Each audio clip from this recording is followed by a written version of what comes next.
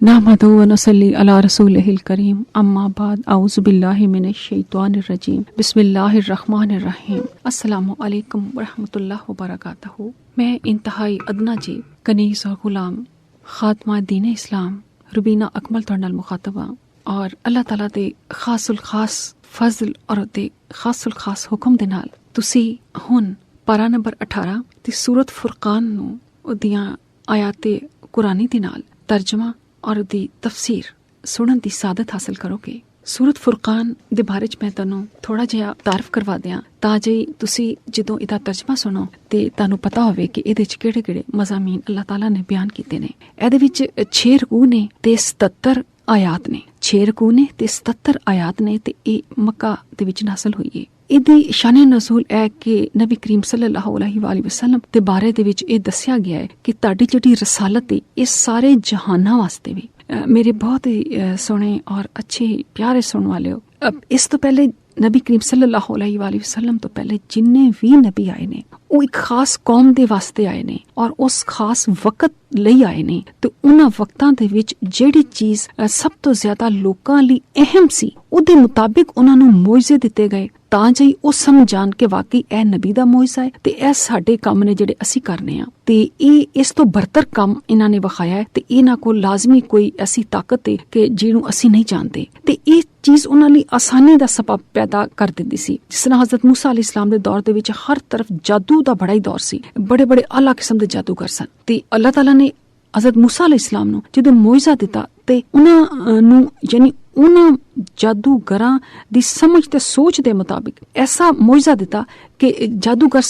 ਵੀ ਸਮਝ ਗਏ ਉੱਥੇ ਤੇ ਕਿ ਇਹ ਜਾਦੂ ਨਹੀਂ बल्कि ਇਹ ਜਾਦੂ ਤੋਂ ਅਲੱਗ ਕੋਈ ਤਾਕਤ ਹੈ ਜਿਹੜੀ ਸਾਡੇ ਤੋਂ ਜ਼ਿਆਦਾ ਅਹਿਮ ਹੈ ਤੇ ਯਕੀਨਨ ਇਹ ਜੋ ਕੁਝ ਕਹਿ ਰਹੇ ਨੇ ਇਹ ਸੱਚ ਹੈ ਤੇ ਲਿਹਾਜ਼ਾ ਇਸੇ ਗੱਲ ਨੂੰ ਸੱਚਾਈ ਤੇ ਈਮਾਨ ਲਿਆ ਕੇ ਉਹ ਫਿਰ ਸਜਦਾ ਦੇ ਵਿੱਚ ਪੈ ਜਾਂਦੇ ਸੀ ਤੇ ਅੱਲਾਹ ਤਾਲਾ ਉਹਨਾਂ ਨੂੰ ਹਦਾਇਤ ਦਿੰਦਾ ਸੀ ਕਿਉਂਕਿ ਸਜਦਾ ਉਦੋਂ ਹੀ ਉਹਨਾਂ ਨੇ ਕੀਤਾ ਜਦੋਂ ਉਹ ਸਮਝ ਗਏ ਕਿ ਇਹ ਤੇ ਜਾਦੂ ਨਹੀਂ ਅਸੀਂ ਤੇ ਜਿਹੜੀਆਂ ਰੱਸੀਆਂ ਫਰੌਨ ਦੇ ਦੌਰ ਦੇ ਵਿੱਚ ਉਹਦੇ ਦਰਬਾਰ ਦੇ ਵਿੱਚ ਲਾਠੀਆਂ ਤੇ ਰੱਸੀਆਂ ਇਹ ਪਾਈਆਂ ਸਨ ਉਹ ਤੇ ਸਾਰੀਆਂ ਇਹਨਾਂ ਦੇ ਜਿਹੜੇ ਡੰਡੇ ਦੇ ਨਾਲ ਜਿਹੜਾ ਅਸਦਾ ਬਣਿਆ ਉਹਨੇ ਸਾਰੇ ਹੀ हजम कर गया ते यह ते फिर कोई साडे तो अलग चीज है। इसी तरह हजरत नूह अलैहिस्सलाम ਦਾ ਦੌਰ ਸੀ। ਇਸੇ ਤਰ੍ਹਾਂ ਹਜ਼ਰਤ ਈਸਾ ਅਲੈਹਿਸਲਾਮ ਦੇ ਦੌਰ ਦੇ ਵਿੱਚ ਬਹੁਤ ਜ਼ਿਆਦਾ ਕੋੜ ਦੀ ਬਿਮਾਰੀ ਸੀ, ਅੰਨੇਪਨ ਦੀ ਬਿਮਾਰੀ ਸੀ ਤੇ ਲੋਕੀ ਬਹੁਤ ਬਿਮਾਰ ਹੁੰਦੇ ਸਨ ਤੇ ਅੱਲਾਹ ਤਾਲਾ ਨੇ ਉਹਨਾਂ ਨੂੰ ਬਿਮਾਰੀ ਦੀ ਸ਼ਫਾ ਦਾ ਮੌਜਜ਼ਾ ਦਿੱਤਾ ਕਿ ਅੱਲਾਹ ਤਾਲਾ ਦੇ ਹੁਕਮ ਦੇ ਨਾਲ ਉਹ ਹੱਥ ਰੱਖਦੇ ਸਨ ਤੇ ਉਹਨਾਂ ਨੂੰ ਜਿਹੜੇ ਮਰੀਜ਼ ਹੁੰਦਾ ਸੀ ਉਹਨਾਂ ਨੂੰ ਸ਼ਫਾ ਮਿਲ ਜਾਂਦੀ ਸੀ। ਹੱਤਾ ਕਿ ਜਿਹੜੇ ਮਾਂ ਦੇ ਪੇਟ ਚੋਂ ਹੀ ਅੰਨਾ ਹੁੰਦਾ ਸੀ ਉਹਨੂੰ ਵੀ ਅੱਲਾਹ ਤਾਲਾ ਰੋਸ਼ਨਾਈ ਦੇ ਦਿੰਦਾ ਸੀ। ਜਦੋਂ ਈਸਾ ਅਲੈਹਿਸਲਾਮ ਉਹਨਾਂ ਨੂੰ ਹੱਥ ਲਾਉਂਦੇ ਸਨ ਔਰ ਉਹਨਾਂ ਦੇ ਉੱਤੇ ਕੁਝ ਪੜ੍ਹਦੇ ਸਨ ਅੱਲਾਹ ਦੇ ਹੁਕਮ ਦੇ ਨਾਲ ਕਿਉਂਕਿ ਜਦੋਂ ਵੀ ਕਿਸੇ ਨੂੰ ਉਹ ਸ਼ਫਾ ਦਿੰਦੇ ਸਨ ਉਹ ਕਹਿੰਦੇ ਸਨ ਕਿ ਅੱਲਾਹ ਦੇ ਹੁਕਮ ਦੇ ਨਾਲ ਇਹ ਕਰਨਾ ਵਾ। ਤੇ ਇਸੇ ਤਰ੍ਹਾਂ ਨਬੀ ਕਰੀਮ ਸੱਲੱਲਾਹੁ ਅਲੈਹਿ ਵਸੱਲਮ ਦਾ ਜਿਹੜਾ ਦੌਰ ਅਸੀਂ ਦੇਖਦੇ ਹਾਂ ਉਹ ਇਹ ਫਸਾਹਤ ਤੇ ਬਲਾਗਤ ਦਾ ਦੌਰ ਹੈ, ਸ਼ਾਇਰੀ ਦਾ ਦੌਰ ਹੈ ਕਿ ਅਰਬ ਦੇ ਵਿੱਚ ਸ਼ੇਰੋ ਸ਼ਾਇਰੀ ਦਾ ਇੰਨਾ ਰਿਵਾਜ ਸੀ ਕਿ ਬੜੇ ਉੱਚੇ ਜਿਹੜੇ ਸ਼ੋਰਾ ਸਨ ਉੱਥੇ ਮੇਲੇ ਲੱਗਦੇ ਤੇ ਉੱਥੇ ਆ ਕੇ ਆਪਣੇ ਸ਼ੇਰ ਸੁਣਾਉਂਦੇ ਤੇ ਉੱਥੇ ਦੇ ਜਿਹੜੇ ਮੱਕਾ ਦੇ ਸਰਦਾਰ ਸਨ ਜਿਹੜੇ ਕਬੀਲਾ ਸਿਸਟਮ ਸੀ ਉੱਥੇ ਤੇ ਉਹ ਜਿਹੜੇ ਕਬੀਲੇ ਦੇ ਸਰਦਾਰ ਸਨ ਜਦੋਂ ਉਹਨਾਂ ਦੀ ਤਾਰੀਫੋ ਤੌਸੀਫ ਦੇ ਵਿੱਚ ਸ਼ੇਰ ਕਹੇ ਜਾਂਦੇ ਸਨ ਤੇ ਉਹ ਬੜੇ ਖੁਸ਼ ਹੋ ਕੇ ਤੇ ਉਹਨਾਂ ਨੂੰ ਪੈਸੇ ਦਿੰਦੇ ਸਨ, ਇਨਾਮਾਤ ਦਿੰਦੇ ਸਨ ਤੇ ਅੱਲਾਹ ਤਾਲਾ ਨੇ ਇਸੇ ਤਰ੍ਹਾਂ ਇਹ ਜਦੋਂ ਨਬੀ ਕਰੀਮ ਸੱਲੱਲਾਹੁ ਅਲੈਹਿ ਵਸੱਲਮ ਨੂੰ ਰਸੂਲ ਬਣਾਇਆ ਤੇ ਅੱਲਾਹ ਤਾਲਾ ਨੇ ਐਸਾ ਕਲਾਮ ਅਤਾ ਕੀਤਾ, ਐਸਾ ਜ਼ਿੰਦਾ ਮੌਜਜ਼ਾ ਅਤਾ ਕੀਤਾ ਕਿ ਜਿਹਨੂੰ ਚੈਲੰਜ ਕੀਤਾ ਬਲਕਿ ਉਹਨਾਂ ਦਾ ਜ਼ਿੰਦਾ ਮੌਜਜ਼ਾ ਤੇ ਮੇਰੇ ਬਹੁਤ ਹੀ ਚੰਗੇ ਸੁਣਨ ਵਾਲਿਓ ਕਿਆਮਤ ਤੱਕ ਕੇ ਉਹਨਾਂ ਦੇ ਮੌਜਜ਼ੇ ਤੇ ਉਹਨਾਂ ਦੇ ਦੌਰ ਤੱਕ ਸਨ। ਜਦੋਂ ਉਹਨਾਂ ਦੇ ਨਬੀ ਦੁਨੀਆ ਤੋਂ ਤਸ਼ਰੀਫ ਲੈ ਗਏ ਤੇ ਉਹਨਾਂ ਦਾ ਮੌਜਜ਼ਾ ਵੀ ਉਹਨਾਂ ਦੇ ਨਾਲ ਹੀ ਤਸ਼ਰੀਫ ਲੈ ਗਿਆ। ਲੇਕਿਨ ਸਾਡੇ ਨਬੀ ਕਰੀਮ ਸੱਲੱਲਾਹੁ ਅਲੈਹਿ ਵਸੱਲਮ ਅਤੇ ਉੱਤੇ ਜਿਹੜੇ ਮੌਜਜ਼ਾ ਕੁਰਾਨ ਨਾਜ਼ਿਲ ਹੋਇਆ ਉਹ ਕਿਆਮਤ ਤੱਕ ਦਾ ਮੌਜਜ਼ਾ ਹੈ। ਨਬੀ ਕਰੀਮ ਸੱਲੱਲਾਹੁ ਅਲੈਹਿ ਵਸੱਲਮ ਤੇ ਪਰਦਾ ਫਰਮਾ ਕੇ ਦੁਨੀਆ ਤੋਂ, ਲੇਕਿਨ ਉਹਨਾਂ ਦਾ ਜਿਹੜਾ ਮੌਜਜ਼ਾ ਜਿਹੜਾ ਉਹਨਾਂ ਤੇ ਨਾਜ਼ਿਲ ਹੋਇਆ ਜਿਹੜਾ ਉਹਨਾਂ ਨਾਲ ਮਖਸੂਸ ਹੈ ਉਹ ਦੁਨੀਆ ਦੇ ਵਿੱਚ ਔਰ ਕਿਆਮਤ ਤੱਕ ਰਹੇਗਾ ਔਰ ਦੁਨੀਆ ਨੂੰ ਉਹ ਹਦਾਇਤ ਦੇਗਾ। ਤੇ ਅੱਲਾਹ ਤਾਲਾ ਨੇ ਇਸ ਮੌਜਜ਼ੇ ਨੂੰ ਇਸ ਵਜ੍ਹਾ ਦੇ ਨਾਲ ਨਾਜ਼ਿਲ ਕੀਤਾ ਕਿ ਇਸ ਤੋਂ ਬਾਅਦ ਕੋਈ ਰਸੂਲ ਨਹੀਂ ਆਣਾ ਸੀ, ਇਸ ਤੋਂ ਬਾਅਦ ਕੋਈ ਮੌਜਜ਼ਾ ਨਹੀਂ ਸੀ ਦੁਨੀਆ ਤੋਂ ਆਣਾ। ਇਹ ਦੁਨੀਆ ਆਸਮਾਨਾਂ ਤੋਂ ਕਿਸੇ ਵਾਸਤੇ ਕੋਈ ਮੌਜਜ਼ਾ ਨਹੀਂ ਸੀ ਉਤਰਨਾ ਕਿਉਂਕਿ ਮੌਜਜ਼ੇ ਨਬੀਆਂ ਦੇ ਨਾਲ ਹੀ ਮਖਸੂਸ ਹੁੰਦੇ ਨੇ ਜਿਨ੍ਹਾਂ ਦਾ ਮਕਸਦ ਇੱਕ ਹੁੰਦਾ ਹੈ। ਐਵੇਂ ਮੌਜਜ਼ੇ ਨਹੀਂ ਆਉਂਦੇ ਬਲਕਿ ਉਹਨਾਂ ਦਾ ਮਕਸਦ ਹੁੰਦਾ ਹੈ ਕਿ ਲੋਕਾਂ ਨੂੰ ਅੱਲਾਹ ਤਾਲਾ ਦੀ ਤਰਫ ਬੁਲਾਇਆ ਜਾਏ ਕਿਉਂਕਿ ਉਹ ਕਹਿੰਦੇ ਨੇ ਕਿ ਸਾਨੂੰ ਇਹ ਕਰਕੇ ਵਿਖਾ, ਇਹ ਕਰਕੇ ਵਿਖਾ ਤੇ ਫਿਰ ਉਹਨਾਂ ਦੀ ਜਿੰਨੀ ਸੋਚ ਹੁੰਦੀ ਹੈ ਅੱਲਾਹ ਤਾਲਾ ਵੈਸਾ ਹੀ ਜਿਹੜਾ ਉਹ ਮੌਜਜ਼ਾ ਹੈ ਉਹ ਉਸ ਨਬੀ ਨੂੰ ਦੇ ਕੇ ਭੇਜਦਾ ਹੈ। ਤੇ अल्लाह ताला ने इस सूरत फुरकान दा मतलब हुंदा है फर्क करन वाला। फर्क की है कि तुसी जेड़े हो ओ पूरी दुनिया ਲਈ हो ते जेड़े तुहाडे तो पहले नबी सन ओ अपने अपने कौमां वास्ते सन, अपने अपने मखसूस वक्त ਲਈ सन। कितना वड्डा फर्क है। तुसी गौर करो कि एक क़यामत तक आने वाले करोड़ां अरबां जेड़े लोग ने ए उन्हां लई ए कुरान इस लई कहंदे ने कि कुरान जेड़ा है या नबी करीम सल्लल्लाहु अलैहि वसल्लम दी जेड़ी बाबरकत ज़ात है ओ सिर्फ मुसलमानां लई नहीं, साडी उन्हां ते कोई इजारादारी नहीं। उन्हां दी जेड़ी ज़ात है ओ कुल आलमां वास्ते, कुल आलम, मैं तुहानूं फिर कह रही हां कि कुल आलम, सिर्फ कुल ए दुनिया दे इंसान नहीं, तमाम जन्नात, तमाम परिंदियां दियां दुनिया, तमाम फरिश्तियां दियां दुनिया, तमाम आसमानां च जिन्ने मखलूकात ने, जिन्ने जमीन च ते 7 जमीनां दे अंदर हर जमीन हर तह दे उत्ते एक मखलूक है। जिस तरह हर आसमान दे उत्ते एक सिलसिला है फरिश्तियां दा और उन्हां दे कम ने, उन्हां दी मखलूक है। इसी तरह 7 जमीनां दे थल्ले भी मुख्तलिफ मखलूकात ने जिन्नियां साड़ियां अखां दे सामने नहीं। ते जिहड़ी चीज़ साड़ी अखां दे सामने नहीं, साड़ियां अखां नहीं वेख सकदियां, असीं उन्हां ते यकीन करने आं अगर कुरान पाक कह दे। ठीक है, ते अल्लाह ताला ने फरमाया कि यह फर्क है। सूरत फुरकान इस चीज़ नूं बयान करेगी कि तुसी सारे आलमां वास्ते, कुल आलमीन, जिस तरह असीं कहने रब्बुल आलमीन, सारे आलमां दा रब, ते इसे तरह नबी करीम सल्लल्लाहु अलैहि वसल्लम ने रहमतुल लिल आलमीन और रहमतुल लिल मुस्लिमीन नहीं और रहमतुल लिल आलमीन ने। जिस तरह रब सोना सारे आलमां दा पालन वाला है, सारे आलमां दा, जिन्हों असीं वेख्या, जिन्हों असीं नहीं भी वेख्या, क्योंकि वो खालक है, वो मुसव्वर है, वो खालक। ठीक, वो हर एक नूं रिज़्क दिंदा है, उन्हें हर एक दी जिंदगी लिखी है, उहदी उमर, उहदा रिज़्क, उहदा जीना, उहदा मरना, हत्ता कि जिथे उन्हें सुपुर्द होना है वो भी जगह उन्हें लिखी है कि तुसी किथे मरना है ते किथे तुहाडी कबर बननी है, ते किथे तुसी वक्त गुजारना है ते किथे तुहाडी शादी होनी है। ये सारियां चीज़ां जिहड़ियां ने अल्लाह ताला ने रोज़े अव्वल लिखियां होईयां ने। ते इस सूरत दे विच सानू पता लगेगा कि अल्लाह ताला ने नबी करीम सल्लल्लाहु अलैहि वसल्लम नूं किन्नी शान दित्ती है। ते इसे लिए इस किताब दी तबलीग दा भी हुक्म है कि हर मुसलमान जिन्हों एक आयत भी आती है, जरूरी नहीं कि तुसी आलम बन जाओ। मैं भी आलम नहीं, एक अदना जी कनीसा, एक अदना जी खादमा वा, एक अदना जी गुलाम आ। मेरे कोल भी कोई वड्डी डिग्री नहीं, कोई वड्डी आलमा नहीं, बस अल्लाह दा इश्क सोच है कि नबी करीम सल्लल्लाहु अलैहि वसल्लम ने फरमाया है अपने आखिरी खुतबे च कि जिस मुसलमान को मेरी एक आयत भी किसी को आ गई है ते उन्होंने उहदा फर्ज है कि वो दूजे मुसलमानों तक, सारी दुनिया के लोगों तक पहुँचाए। हो सकता है कि वो ज्यादा बेहतर अमल करने वाले हों। जो कुछ मैं तुहानू अर्ज कर रही हूँ, मैनू बहुत यकीन है कि मेरे तो बेहतर तुसी लोग हो जेड़े इस गल नू मेरी सुनोगे ते फिर मेरे तो बहुता सोहना अमल करोगे। ते यही मेरा ईमान है ते यही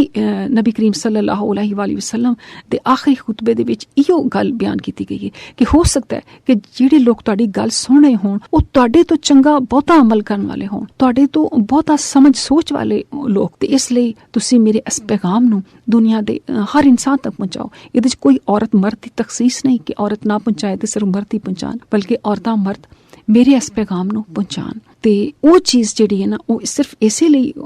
अल्लाह ताला ने बयान फरमाई है और नबी करीम सल्लल्लाहु अलैहि वसल्लम ने फरमाया है कि ये जिहड़ा कुरान दा मौइज़ा है ये हर इंसान तक इहदा पैगाम पहुँचे। ते ये असी जिहड़ी सूरत फुरकान है जिहड़ी 18 और 19 पारे जाके खत्म होएगी, 18वें पारे शुरू होएगी, इहदे 6 रुकू ने ते 77 आयात ने। इहदे च असी ये सारा कुछ जिहड़ी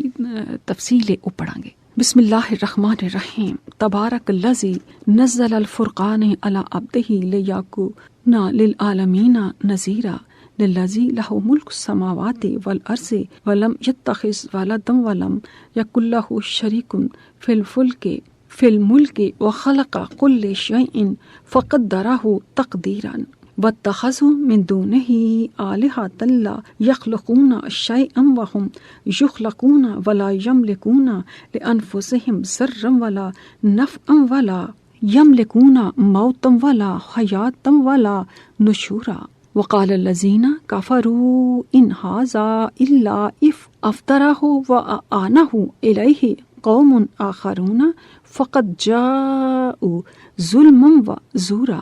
वक़ालू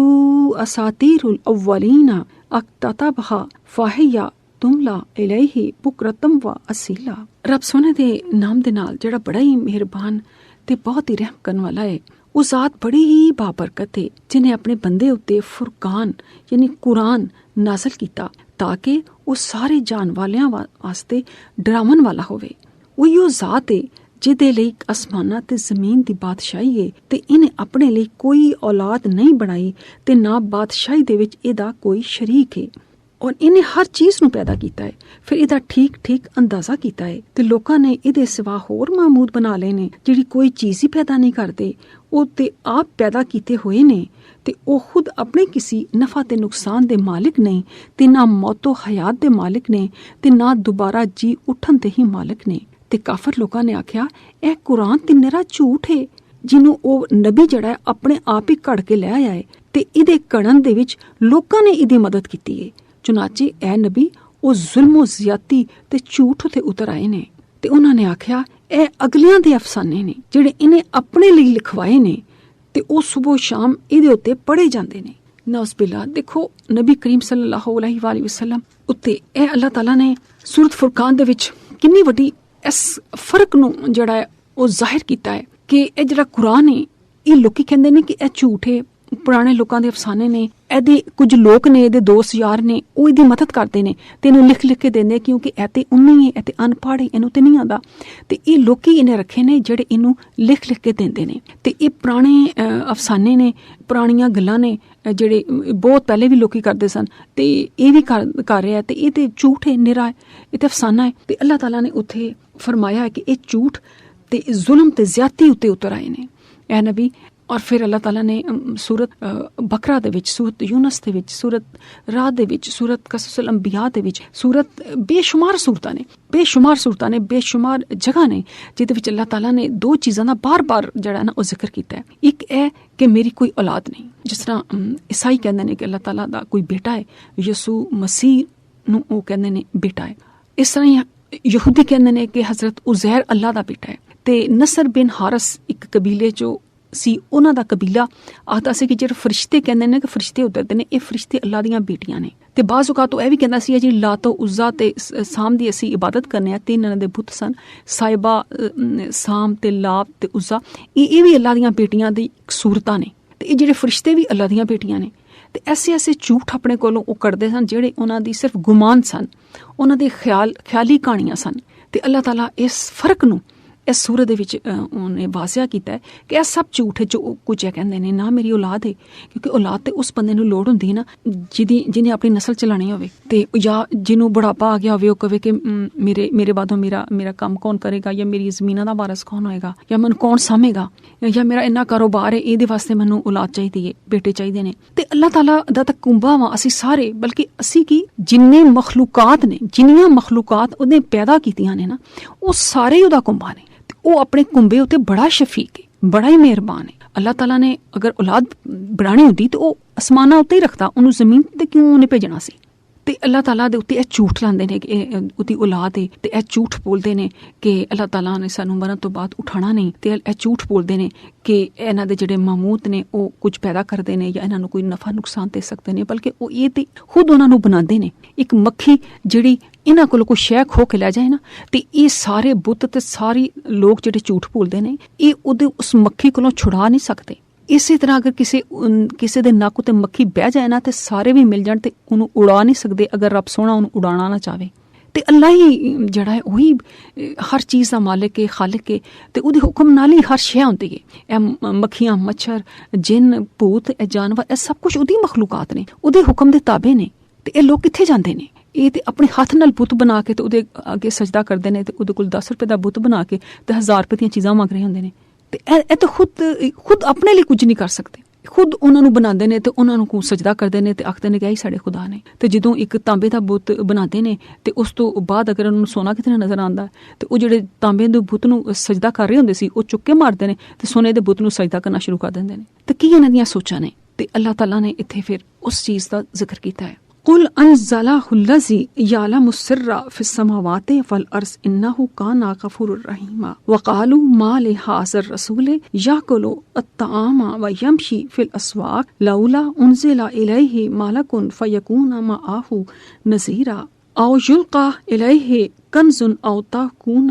له جنة يأكل منها وقال الظالمون إن تتبعون إلا رجلا مسحورا उनजुर कैफा ज़रबू लकल अमसाला फज़ल्लू फला यस्ततीऊना सबीला तबारक लज़ी इंशाअ जअला लका खैरम मिन ज़ालिका जन्नतिन तजरी मिन तहतिहल अनहारो व यजअल लका कसूरा। तुसी आखदे हो इन्हें नाज़िल कीता है ਜਿਹੜਾ ਅਸਮਾਨਾਂ ਤੇ ਜ਼ਮੀਨ ਦੇ ਭੇਦ ਜਾਣਦਾ ਹੈ ਤੇ ਬਿਲਾਸ਼ੁਬਾ ਉਹ ਗਫੂਰ ਔਰ ਰਹੀਮ ਹੈ। ਤੇ ਉਹਨਾਂ ਨੇ ਆਖਿਆ ਇਸ ਰਸੂਲ ਨੂੰ ਕੀ ਹੋਇਆ ਹੈ ਜਿਹੜਾ ਖਾਣਾ ਵੀ ਖਾਂਦਾ ਹੈ ਤੇ ਬਾਜ਼ਾਰਾਂ ਦੇ ਵਿੱਚ ਵੀ ਟੁਰਦਾ ਫਿਰਦਾ ਹੈ, ਇਹਦੀ ਤਰਫ ਫਰਿਸ਼ਤਾ ਕਿਉਂ ਨਹੀਂ ਉਤਾਰਿਆ ਗਿਆ ਜਿਹੜਾ ਇਹਦੇ ਨਾਲ ਨਾਲ ਲੋਕਾਂ ਨੂੰ ਡਰਾਉਣ ਵਾਲਾ ਹੁੰਦਾ, ਜਾਂ ਇਹਦੀ ਤਰਫ ਕੋਈ ਖਜ਼ਾਨਾ ਕਿਉਂ ਨਹੀਂ ਭੇਜਿਆ ਗਿਆ, ਜਾਂ ਇਹਦੇ ਕੋਲ ਕੋਈ ਐਸਾ ਬਾਗ ਹੁੰਦਾ ਜਿਹਦੇ ਵਿੱਚੋਂ ਉਹ ਫਲ ਖਾਂਦਾ। ਤੇ ਜ਼ਾਲਮਾਂ ਨੇ ਮੂਮਨਾਂ ਨੂੰ ਆਖਿਆ ਕਿ ਤੁਸੀਂ ਤਾਂ ਬਸ ਇੱਕ ਜਾਦੂ ਮਾਰੇ ਸ਼ਖਸ ਦੀ ਹੀ ਇਤਬਾ ਕਰਦੇ ਹੋ। ਵੇਖੋ ਉਹਨਾਂ ਨੇ ਤੁਹਾਡੇ ਲਈ ਕੈਸੀਆਂ ਮਿਸਾਲਾਂ ਬਿਆਨ ਕੀਤੀਆਂ ਨੇ, ਉਹ ਬਹਿਕ ਗਏ ਨੇ, ਲਿਹਾਜ਼ਾ ਉਹ ਰਾਹ ਨਹੀਂ ਪਾ ਸਕਦੇ। ਉਹ ਜ਼ਾਤ ਬੜੀ ਬਾਬਰਕਤ ਹੈ ਜਿਹੜੀ ਅਗਰ ਚਾਹੇ ਤੇ ਤੁਹਾਡੇ ਲਈ ਇਸ ਤੋਂ ਵੀ ਬਿਹਤਰ ਚੀਜ਼ਾਂ ਬਣਾ ਦੇ, ਯਾਨੀ ਐਸੇ ਬਾਗ ਜਿਨ੍ਹਾਂ ਦੇ ਥੱਲੇ ਨਹਿਰਾਂ ਵੀ ਜਾਰੀ ਹੋਣ ਤੇ ਆਪ ਲਈ ਮਹਿਲਾਤ ਬਣਾ ਦੇ। ਇਹਨਾਂ ਆਇਤ ਵਿੱਚ ਰੱਬ ਸੋਹਣੇ ਨੇ ਆਖਿਆ ਕਿ ਇਹ ਲੋਕ ਕੀ ਕਹਿੰਦੇ ਨੇ ਕਿ ਇਹ ਖਾਂਦੇ ਪੀਂਦੇ ਨੇ, ਹਾਲਾਂਕਿ ਇਹਨਾਂ ਤੋਂ ਪਹਿਲੇ ਜਿੰਨੇ ਵੀ ਰਸੂਲ ਆਏ ਸਨ ਉਹ ਸਾਰੇ ਰੋਟੀ ਖਾਂਦੇ ਸਨ, ਉਹ ਸਾਰੇ ਮਕਾਨਾਂ 'ਚ ਵੀ ਰਹਿੰਦੇ ਸਨ, ਉਹਨਾਂ ਦੇ ਸਾਰਿਆਂ ਦੇ ਬੀਬੀਆਂ ਬੱਚੇ ਵੀ ਸਨ, ਤੇ ਕਿਸੇ ਦੇ ਨਾਲ ਵੀ ਫਰਿਸ਼ਤੇ ਨਾਲ ਨਹੀਂ ਸੀ ਟੁਰਦੇ ਜਿਹੜੇ ਫਰਿਸ਼ਤੇ ਲੋਕਾਂ ਨੂੰ ਡਰਾਉਂਦੇ, ਬਲਕਿ ਰਸੂਲ ਹੀ ਅੱਲਾਹ ਦੇ ਹੁਕਮ ਨਾਲ ਲੋਕਾਂ ਨੂੰ ਡਰਾਉਂਦੇ ਸੀ ਕਿ ਇੱਕ ਅੱਲਾਹ ਦੀ ਇਬਾਦਤ ਕਰੋ ਤੇ ਬੁੱਤਾਂ ਦੀ ਪਰਸਤਿਸ਼ ਛੱਡ ਦਿਓ। ਤੇ ਫਿਰ ਜਦੋਂ ਉਹ ਉਸ ਰਸੂਲ ਨੂੰ ਤੰਗ ਕਰਦੇ ਸੀ ਤੇ ਤਕਜ਼ੀਬ ਕਰਦੇ ਸੀ ਤੇ ਉਸ ਇਲਾਕੇ 'ਚੋਂ ਕੱਢ ਦਿੰਦੇ ਸੀ, ਉਹਦੇ ਖਾਸ ਤੌਰ ਤੇ ਉਹਨਾਂ ਦੇ ਅਮੀਰ ਲੋਕ, ਤੇ ਫਿਰ ਅੱਲਾਹ ਤਾਲਾ ਉਹਨਾਂ ਤੇ ਅਜ਼ਾਬ ਪਾ ਦਿੰਦਾ ਸੀ। ਅੱਲਾਹ ਤਾਲਾ ਅਜ਼ਾਬ ਨਹੀਂ ਪਾਉਂਦਾ, ਬਲਕਿ ਲੋਕ ਹੀ ਅਜ਼ਾਬ ਨੂੰ ਦਾਵਤ ਦੇਣ ਵਾਲੇ ਹੁੰਦੇ ਨੇ। ਜਦੋਂ ਅੱਲਾਹ ਤਾਲਾ ਦੇ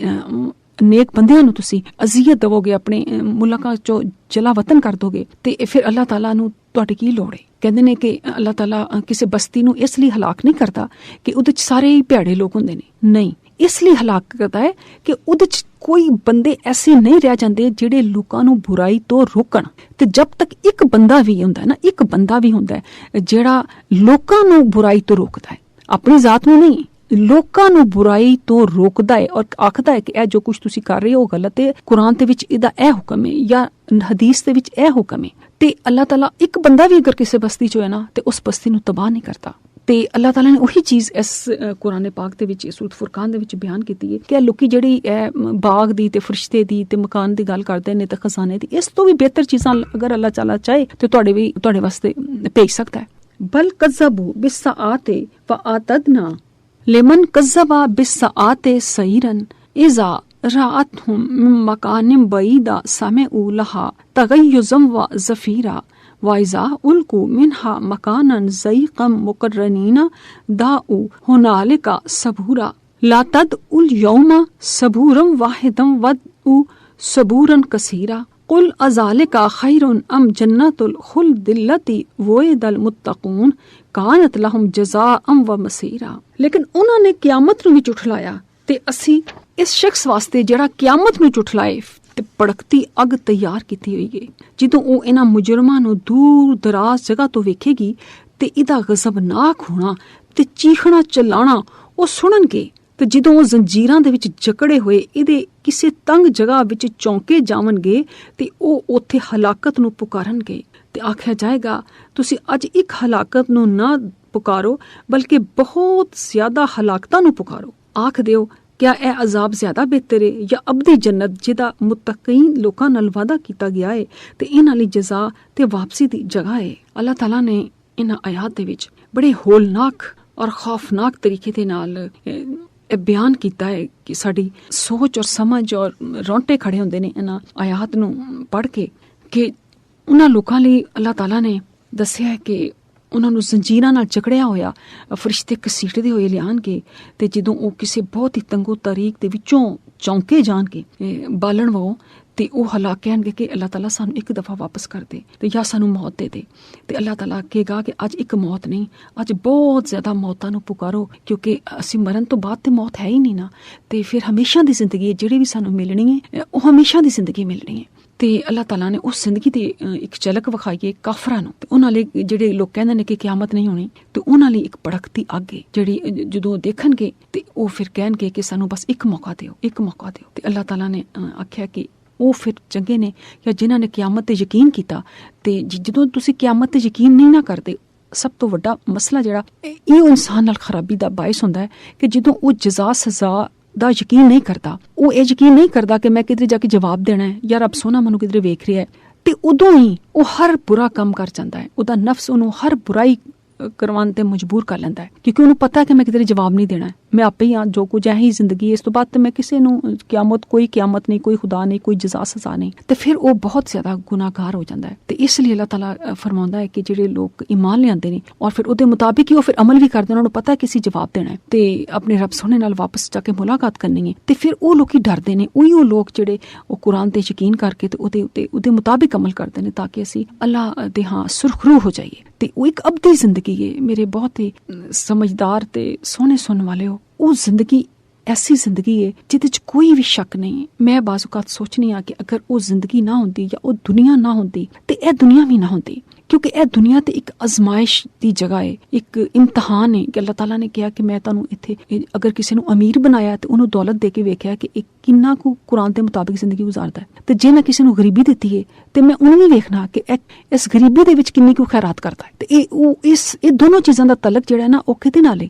ਉਹ ਦੌਲਤ ਨਾਲ ਨਹੀਂ ਜੇ, ਉਹ ਤਲਕ ਤੁਹਾਡੀ ਨੀਅਤ ਨਾਲ। ਤੇ ਅੱਲਾਹ ਤਾਲਾ ਨੇ ਆਖਿਆ ਕਿ ਨੀਅਤਾਂ ਦੇ ਉੱਤੇ ਹੀ ਤੁਹਾਨੂੰ ਜਜ਼ਾ ਸਜ਼ਾ ਮਿਲਣੀ ਹੈ। ਤੁਹਾਡੀ ਨੀਅਤ ਹੋਣੀ ਚਾਹੀਦੀ ਹੈ ਕਿ ਅੱਲਾਹ ਤਾਲਾ ਮੈਂ ਇਹ ਤੇਰੀ ਰਾਹ ਦੇ ਵਿੱਚ ਇਹ ਕੰਮ ਕਰਨ ਲੱਗੀ ਹਾਂ, ਤੇਰੀ ਰਾਹ ਦੇ ਵਿੱਚ ਮੈਂ ਜਿੰਨੇ ਜੋਗੀ ਹਾਂ ਤੇਰੇ ਤੋਂ ਵੱਧ ਕੌਣ ਜਾਣਦਾ ਹੈ। ਉਹ ਤੇ ਮਾਂ ਦੇ ਪੇਟ ਦੀ ਹਨੇਰੀਆਂ ਦੇ ਵਿੱਚ ਐਡਾ ਸੋਹਣੀ ਸੂਰਤ ਬਣਾਉਂਦਾ ਹੈ ਇਨਸਾਨ ਦੀ, ਤੇ ਉਹਦੇ ਕੋਲ ਤਾਂ ਕੋਈ ਸ਼ੈ ਵੀ ਪੁਸ਼ੀਦਾ ਨਹੀਂ, ਅਸੀਂ ਜਿਸ ਤਰ੍ਹਾਂ ਵੀ ਆਪਣੇ ਆਪ ਨੂੰ ਪੇਸ਼ ਕਰੀਏ ਉਹਨੂੰ ਸਭ ਪਤਾ ਹੈ। ਤੇ ਇਸ ਲਈ ਉਹ ਕਹਿੰਦਾ ਕਿ ਮੈਂ ਤੇ ਨੀਅਤ ਦੇਖਣੀ ਹੈ ਕਿ ਇਹ ਬੰਦਾ ਕਿਸ ਜੋਗਾ ਸੀ ਤੇ ਇਹਨੇ ਕੀ ਮੇਰੀ ਰਾਹ 'ਚ ਕੀਤਾ,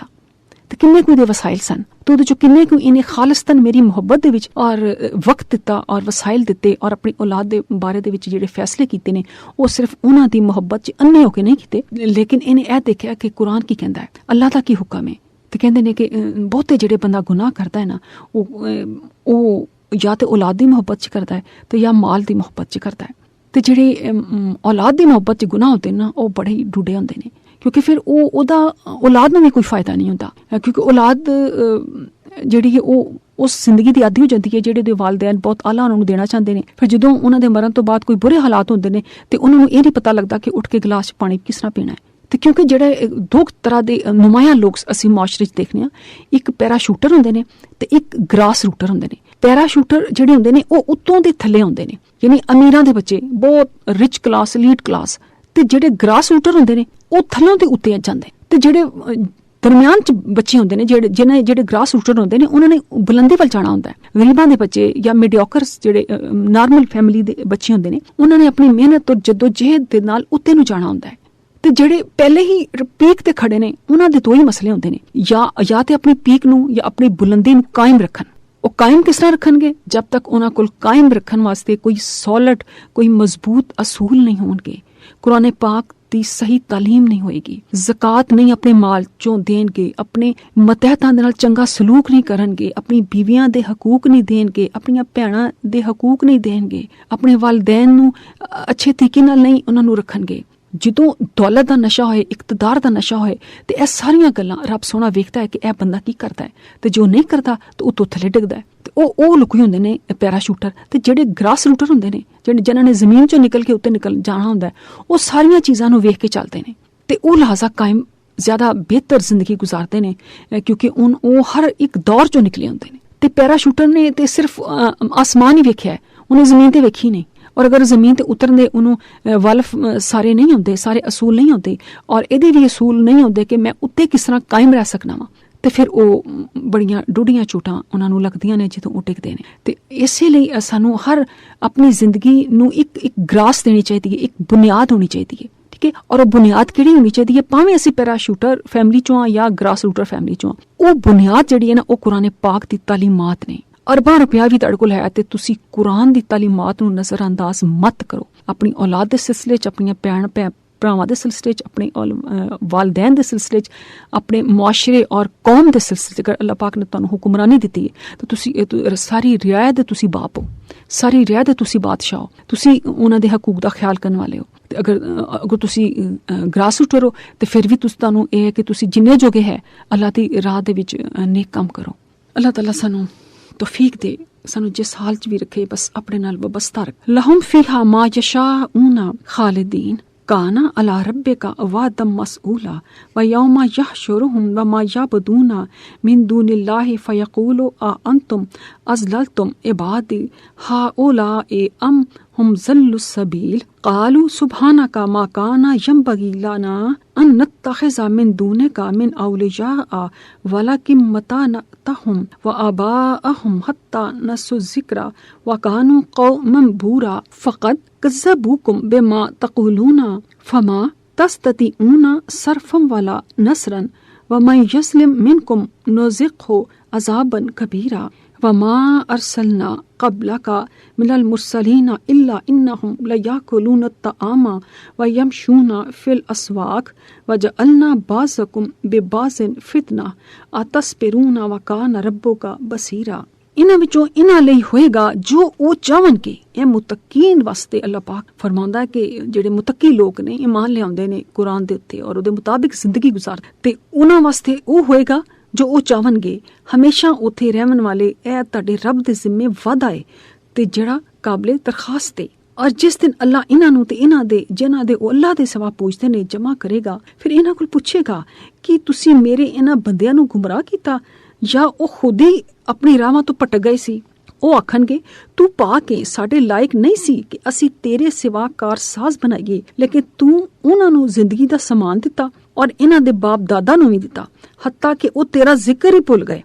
ਔਰ ਉਹ ਲੋਕ ਹਲਾਕ ਹੋਣ ਵਾਲੇ ਨੇ। ਅੱਲਾਹ ਫਰਮਾਏਗਾ ਐ ਕਾਫਰੋ, ਯਕੀਨਨ ਤੁਸੀਂ ਜੋ ਕੁਝ ਕਹਿੰਦੇ ਸੀ ਤੁਸੀਂ ਉਹਨਾਂ ਨੂੰ ਝੁਠਲਾ ਦਿੱਤਾ। ਲਿਹਾਜ਼ਾ ਹੁਣ ਨਾ ਤੁਸੀਂ ਆਪਣੇ ਆਪ ਤੋਂ ਅਜ਼ਾਬ ਟਾਲਣ ਦੀ ਤਾਕਤ ਰੱਖਦੇ ਹੋ ਤੇ ਨਾ ਕਿਸੇ ਦੀ ਤੁਸੀਂ ਮਦਦ ਕਰ ਸਕਦੇ ਹੋ। ਤੁਹਾਡੇ ਵਿੱਚੋਂ ਜਿਹੜਾ ਵੀ ਸ਼ਖਸ ਜ਼ੁਲਮ ਜਾਂ ਸ਼ਿਰਕ ਕਰੇਗਾ ਤੇ ਅਸੀਂ ਉਹਨੂੰ ਬਹੁਤ ਹੀ ਵੱਡਾ ਅਜ਼ਾਬ ਦੇਵਾਂਗੇ। ਤੇ ਐ ਨਬੀ, ਅਸੀਂ ਤੁਹਾਡੇ ਕੋਲੋਂ ਪਹਿਲੇ ਵੀ ਜਿੰਨੇ ਵੀ ਰਸੂਲ ਭੇਜੇ ਸੀ ਬਿਲਾਸ਼ੁਬਾ ਉਹ ਸਾਰੇ ਖਾਣਾ ਖਾਂਦੇ ਸੀ ਤੇ ਬਾਜ਼ਾਰਾਂ ਦੇ ਵਿੱਚ ਚੱਲਦੇ ਸੀ ਤੇ ਅਸੀਂ ਉਹਨਾਂ ਨੂੰ ਇੱਕ ਦੂਜੇ ਵਾਸਤੇ ਆਜ਼ਮਾਇਸ਼ ਬਣਾਇਆ। ਕਿਆ ਤੁਸੀਂ ਸਬਰ ਕਰਦੇ ਹੋ? ਤਾਂ ਤੁਹਾਡਾ ਰੱਬ ਸਭ ਕੁਝ ਖੂਬ ਵੇਖ ਰਿਹਾ ਹੈ। ਅੱਲਾਹ ਤਾਲਾ ਨੇ ਇਹਨਾਂ ਆਇਤ ਦੇ ਵਿੱਚ ਇਹ ਫਰਮਾਇਆ ਹੈ ਕਿ ਮੈਂ ਬਹੁਤ ਸੇ ਲੋਕਾਂ ਨੂੰ ਤੁਹਾਡੇ ਨਾਲੋਂ ਵੀ ਬਹੁਤ ਜ਼ਿਆਦਾ ਦਿੱਤਾ ਸੀ। ਤੁਸੀਂ ਦੇਖੋ ਸਾਡੇ ਤੋਂ ਪਹਿਲੇ ਜਿਹੜੀਆਂ ਕੌਮਾਂ ਨੇ ਉਹਨਾਂ ਦੇ ਮਹਿਲਾਤ ਵੇਖੋ, ਐਸੇ ਕੌਮੇ ਫਰੌਨ ਦੇਖੋ, ਬਲਕਿ ਸਬਾ ਦੇ ਹਾਲਾਤ ਦੇਖੋ, ਹਜ਼ਰਤ ਦਾਊਦ ਸੁਲੇਮਾਨ ਦੇ ਦੇਖੋ, ਹਜ਼ਰਤ ਨੂਹ अलैहिस्सलाम ਦੇ ਦੇਖੋ, ਹਜ਼ਰਤ ਇਬਰਾਹੀਮ अलैहिस्सलाम ਬਹੁਤ ਰਿਚ ਸਨ, ਯਾਕੂਬ अलैहिस्सलाम ਕੋਲ ਬਹੁਤ ਮਾਲੋ ਦੌਲਤ ਸੀ, ਯੂਸਫ अलैहिस्सलाम ਕੋਲ ਸੀ। ਪਹਿਲੇ ਜਿੰਨੇ ਵੀ ਲੋਕ ਸੀ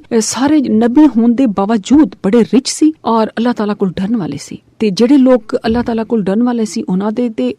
ਕਿਆਮਤ ਵਾਲੇ ਦਿਨ ਕੋਈ ਮਸਲਾ ਨਹੀਂ, ਲੇਕਿਨ ਜਿਹੜੇ ਲੋਕੀ ਅੱਲਾਹ ਕੋਲ ਨਹੀਂ ਡਰੇ ਔਰ ਉਹਨਾਂ ਨੂੰ ਅੱਲਾਹ ਤਾਲਾ ਨੇ ਦੌਲਤ ਵੀ ਦਿੱਤੀ ਤੇ ਫਿਰ ਉਸ ਦਿਨ ਉਹ ਬੇਬਸ ਹੋਣਗੇ ਤੇ ਉਹ ਕੋਲ ਪੁੱਛਿਆ ਜਾਏਗਾ ਇਬਲੀਸ ਨੂੰ, ਸ਼ੈਤਾਨ ਨੂੰ, ਕਿ ਤੁਸੀਂ ਇਹਨਾਂ ਨੂੰ ਕੁਝ ਕਿਹਾ? ਤਾਂ ਉਹਨਾਂ ਨੇ ਕਹੇਗਾ ਅਸੀਂ ਤੇ ਤੂੰ ਤੇ ਸਾਡਾ ਰੱਬ ਹੈ, ਇਹ ਇਹਨਾਂ ਨੇ ਆਪੇ ਹੀ ਸਭ ਕੁਝ ਕੀਤਾ ਕਿਉਂਕਿ ਤੂੰ ਇੰਨਾ ਕੁਝ ਦਿੱਤਾ ਸੀ ਕਿ ਇਹ ਤੈਨੂੰ ਭੁੱਲ ਗਏ। ਯਾਨੀ ਦੌਲਤ ਜਿਹਦੇ ਵਿੱਚ ਇਲਮ ਨਾ ਹੋਵੇ, ਖਜ਼ਾਨਾ ਹੋਏ ਤੁਹਾਡੇ ਕੋਲ, ਲੇਕਿਨ ਤੁਹਾਨੂੰ ਇਹ ਨਾ ਪਤਾ ਹੋਵੇ ਕਿ ਇਹਦੀ ਤਕਸੀਮ ਕਿਸ ਤਰ੍ਹਾਂ ਹੈ, ਇਹਦੇ ਉੱਤੇ ਮੇਰਾ ਕੀ ਹੱਕ ਹੈ ਤੇ ਦੂਜਿਆਂ ਤੇ ਉੱਤੇ ਕੀ ਹੱਕ ਹੈ, ਤੇ ਉਹ ਅਜ਼ਾਬ ਬਣ ਜਾਂਦਾ ਹੈ ਕਿਉਂਕਿ ਤੁਹਾਡਾ ਨਫਸ ਕਹੇਗਾ ਸਾਰਾ ਕੁਝ ਤੂੰ ਹੀ ਲੈ ਲੈ। ਬਲਕਿ ਕੋਈ ਵੇਖੇ ਵੀ ਨਾ, ਕਿ ਕਿਸੇ ਨੂੰ ਪਤਾ ਹੀ ਨਾ ਲੱਗੇ ਕਿ ਤੇਰੇ ਕੋਲ ਪੈਸੇ ਕਿੰਨੇ ਨੇ, ਤੇਰੇ ਕੋਲ ਕਿੰਨਾ ਸੋਨਾ ਹੈ, ਕਿੰਨਾ ਖਜ਼ਾਨੇ ਨੇ, ਕਿੰਨੀਆਂ ਜ਼ਮੀਨਾਂ ਨੇ। ਇਹ ਨਫਸ ਕਹੇਗਾ ਤੁਹਾਨੂੰ।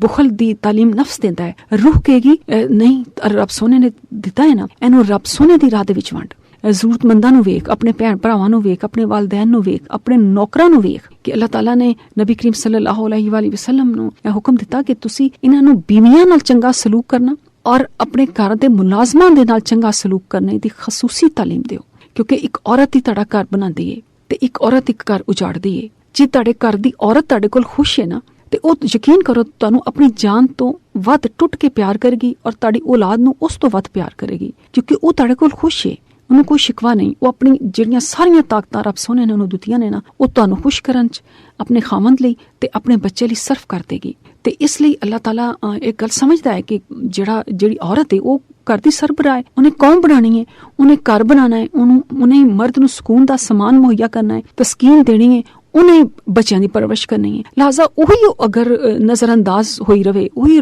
24 ਘੰਟੇ ਰੋਂਦੀ ਰਵੇ ਤੇ ਫਿਰ ਕਿਸ ਤਰ੍ਹਾਂ ਤੁਸੀਂ ਖੁਸ਼ ਰਹੋਗੇ ਆਪਣੇ ਘਰ 'ਚ ਤੇ ਕਿਸ ਤਰ੍ਹਾਂ ਤੁਹਾਡੇ ਬੱਚਿਆਂ ਦੀ ਪਰਵਰਿਸ਼ ਬਿਹਤਰ ਤਰੀਕੇ ਨਾਲ ਉਹ ਕਰ ਸਕੇਗੀ।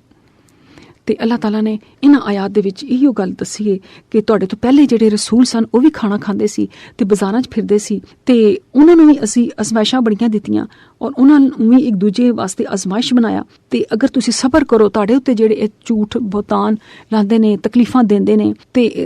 ਤੁਸੀਂ ਅਗਰ ਇਹਨਾਂ ਤੇ ਸਬਰ ਕਰੋ ਤੇ ਅੱਲਾਹ ਤਾਲਾ खूब अजर देने वाला है और खूब बख्शण वाला है और खूब तुहानू तुहाडे सारे अमाल तो वाकिफ है। सदक़ल्लाहुल अज़ीम।